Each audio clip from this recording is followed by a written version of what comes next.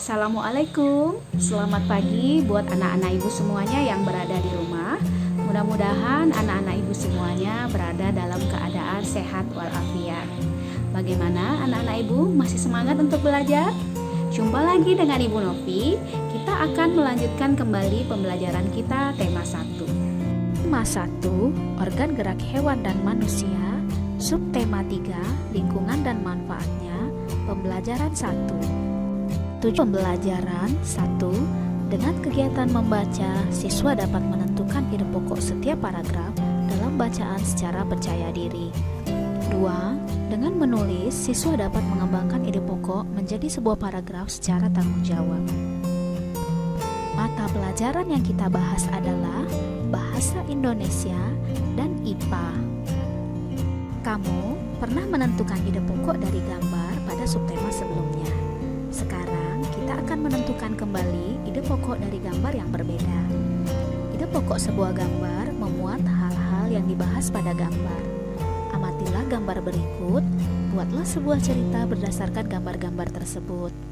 Namun, sebelumnya kamu harus menentukan ide pokok tiap-tiap paragrafnya terlebih dahulu. Sudah menentukan ide pokok dari gambar dan juga sudah mengembangkan ide pokok dari gambar menjadi sebuah cerita.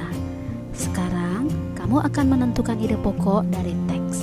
Sebelum menentukannya, kamu baca terlebih dahulu teks dengan seksama. Kamu pahami setiap kalimat penyusun teks. Ayo kita baca teks berikut dengan seksama. Gerabah dari Pulau Madura. Paragraf 1. Salah satu warisan karya budaya yang sangat tua, luas persebarannya, dan mampu bertahan hingga sekarang adalah gerabah, yakni barang pecah belah dari tanah bakar yang dibuat secara tradisional. Gerabah juga dikenal dengan sebutan tembikar. Gerabah konon sudah dibuat manusia sejak mereka hidup menetap dan mulai bercocok tanam beberapa ribu tahun sebelum tahun Masehi, dan kini masih kita dapatkan di seluruh pelosok Nusantara, tidak terkecuali di Pulau Madura. Paragraf 2. Pada situs-situs kebudayaan dan purmakala, banyak dijumpai gerabah atau tembikar yang difungsikan sebagai peralatan atau perkakas rumah tangga dan untuk keperluan peribadahan serta penguburan mayat. Gerabah yang paling sederhana dibuat dan dibentuk hanya menggunakan tangan dengan ciri adonan yang kasar, dan bagian-bagian gerabah tersebut masih dipenuhi oleh jejak-jejak jari. Selain itu, bentuknya kadang tidak simetris. Paragraf 3. Tidak terkecuali di Pulau Madura, gerabah dibuat untuk difungsikan sebagai peralatan sehari-hari masyarakat setempat yang dilakukan secara tradisional, seperti apa yang dilakukan oleh para pendahulunya. Kesamaan pembuatan gerabah di Madura sekarang ini dengan para pendahulunya adalah proses pembuatan dan bentuknya yang masih tradisional, sama seperti gerabah-gerabah yang dihasilkan pada zaman terdahulu. Paragraf 4. Gerabah-gerabah yang dihasilkan oleh para pengrajin di Madura adalah gerabah yang dibuat dari tanah liat yang berwarna kuning dengan pasir halus. Tanah liat hitam dapat juga dipergunakan, tetapi kualitasnya kurang baik. Paragraf 5. Beberapa daerah di Madura menjadi penghasil gerabah, seperti di Mandala Anduliang, Dukoru Baru, Yangkatan Keangean, Baragung, Pandemawa, Dalpenyang Pakaporan, dan Mlega Bangkalan. Di antara daerah-daerah tersebut, yang sangat terkenal adalah Karangpenang, Sampang, dan Andulang Sumenep. Kedua daerah tersebut memproduksi gerabah dalam bentuk genteng. Paragraf 6. Memang tidak semua daerah di Madura menghasilkan gerabah. Hal ini disebabkan karena tidak semua wilayah di Madura memiliki struktur tanah liat yang dijadikan bahan dasar pembuatan gerabah. Secara umum, tanah-tanah di Madura mengandung pasir yang tinggi karena Pulau Madura dikelilingi oleh pantai, sehingga tidak bisa digunakan untuk membuat gerabah. Paragraf 7. Di antara daerah-daerah penghasil gerabah tersebut ada semacam perjanjian kerja untuk membuat barang-barang yang sudah ditentukan secara turun-temurun atau spesialisasi. Dengan spesialisasi ini, persaingan dapat dicegah. Gerabah Madura juga memiliki kekhasan lokal yang disebabkan oleh keahlian atau keterampilan pengrajin, tersedianya bahan, teknik pembuatan, dan teknik pembakaran. Dengan spesialisasi dan ciri khasnya itu, banyak kampung diberi nama sesuai dengan nama jenis tembikar tertentu. Paragraf 8. Peralatan pengrajin gerabah Madura adalah alat-alat tradisional yang tidak jauh bedanya dengan yang sudah digunakan pada zaman prasejarah.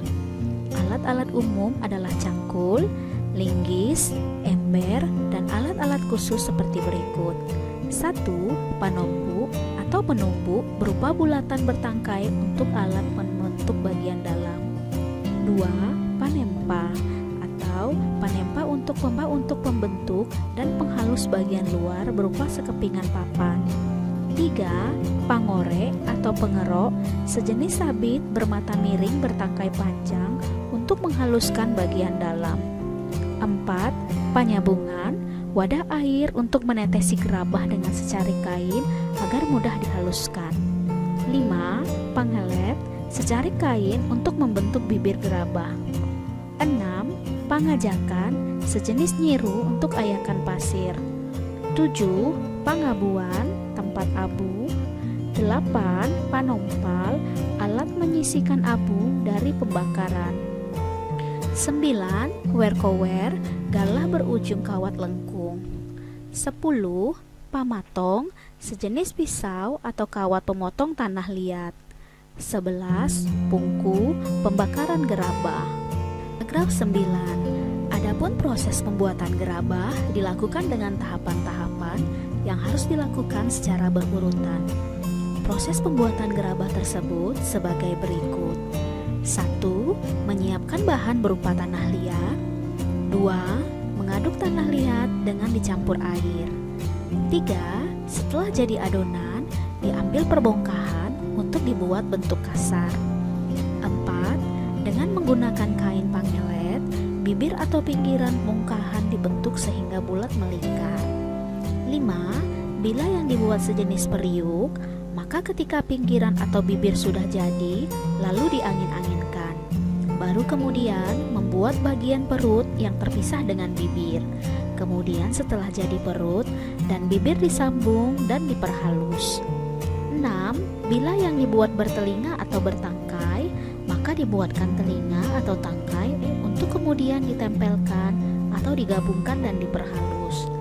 7. Setelah halus dan teliti, kesempurnaannya kemudian dijemur atau dibakar hingga benar-benar kering. 8. Langkah terakhir setelah kering adalah dibersihkan. Namun, untuk beberapa daerah ada yang masih menyempurnakannya dengan cat yang berasal dari lumpur. Paragraf 10. Keberadaan pengrajin gerabah di Madura ini telah banyak memberikan manfaat baik untuk pengrajin, pemakai maupun untuk masyarakat umum. Pemakai gerabah Madura memperoleh banyak keuntungan seperti harga murah, anti karat, mudah dibersihkan, dan mengurangi polusi. Di samping itu, juga dapat menyerap banyak tenaga kerja. Kerajinan gerabah ini juga merupakan salah satu cara melestarikan warisan budaya yang telah turun-menurun. Mengingat manfaat-manfaatnya tersebut, maka pelestariannya perlu mendapat perhatian kita semua. Salah satu caranya dengan menjaga kualitas. Paragraf 11. Meski gerabah masih tetap diproduksi, tetapi dalam perkembangannya dihadapkan pada produk-produk modern. Produk-produk modern tersebut tidak hanya proses pembuatannya yang modern, namun juga menggunakan bahan-bahan yang lebih praktis dan lebih tahan lama, seperti dari plastik, karet, besi, dan aluminium. Akibatnya, lambat laun menggeser keberadaan gerabah. Para pengrajin pun juga terancam. Nah, berdasarkan bacaan tersebut, tentukan ide pokok masing-masing paragraf. Kamu sudah bisa menentukan ide pokok dari sebuah bacaan. Sekarang, kembangkan ide-ide pokok berikut menjadi sebuah paragraf. Yang pertama, ide pokoknya, tanah liat banyak kegunaannya. Yang kedua, proses pembuatan gerabah dari tanah liat. Yang ketiga, macam-macam peralatan yang terbuat dari tanah liat. Kita memanfaatkan organ gerak untuk melakukan berbagai aktivitas. Salah satu aktivitas yang memanfaatkan organ gerak yaitu pembuatan gerabah. Proses pembuatan gerabah secara tradisional menggunakan organ gerak pada tangan dan kaki. Otot dan tulang pada tangan bermanfaat untuk membentuk gerabah, sementara otot dan tulang kaki bermanfaat untuk menggerakkan alat putar tanah liat. Tulang dan otot berperan penting dalam proses pembuatan gerabah. Tulang pada tangan dan kaki tidak dapat bergerak tanpa adanya otot. Otot merupakan organ gerak aktif yang dapat menggerakkan tulang. Jenis otot yang melekat pada tulang yaitu otot lurik. Otot ini dapat memendek dan memanjang sehingga menimbulkan gerak. Jika kesehatan tulang dan otot para pengrajin dijaga dengan baik, hasil gerabah juga terlihat rapi dan bagus. Sebaliknya, jika kesehatan tulang dan otot terganggu, hasil gerabah tidak terlihat bagus. Pengrajin gerabah harus menjaga kesehatan tulang dan otot. Misalnya, pengrajin menjaga posisi duduk ketika membuat gerabah. Posisi duduk sangat mempengaruhi kesehatan tulang. Selain itu, pengrajin juga tidak boleh bekerja secara terus-menerus karena dapat menyebabkan kelelahan pada otot. Demikianlah video pembelajaran kali ini. Tetap semangat belajar, jaga kesehatanmu, makan makanan yang bergizi, dan istirahat yang cukup.